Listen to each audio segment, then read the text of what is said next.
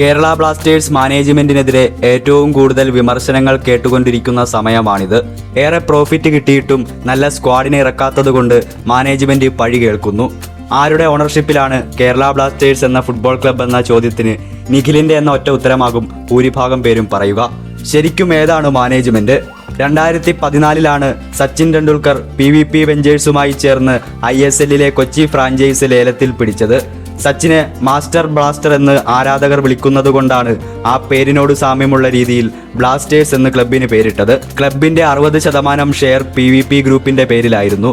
പിന്നീട് PVP group club ഉടമസ്ഥതയിൽ നിന്ന് പിൻവാങ്ങിയപ്പോൾ മുത്തൂറ്റ് ഗ്രൂപ്പുമായി സച്ചിൻ പങ്കാളിയായി.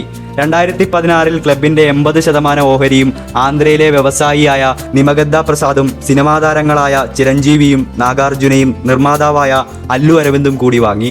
20% ഷെയർ സച്ചിൻ്റേത്. 2018 സച്ചിൻ ബാക്കിയുണ്ടായിരുന്ന 20% ഓഹരി ക്ലബ് ഓണേഴ്സിന് വിറ്റ് ക്ലബിൽ നിന്ന് പൂർണ്ണമായും പിൻവാങ്ങി. പിന്നീട് നാഗാർജുന പിൻവാങ്ങുകയും അനിൽ റെഡ്ഡി എന്ന ബിസിനസ്സുകാരൻ ഈ ഗ്രൂപ്പിലേക്ക് വരികയും ചെയ്തു.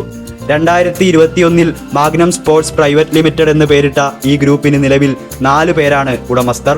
നിമഗദ്ദ പ്രസാദ്, ചിരഞ്ജീവി, അല്ലു അരവിന്ദ്, അനിൽ റെഡ്ഡി.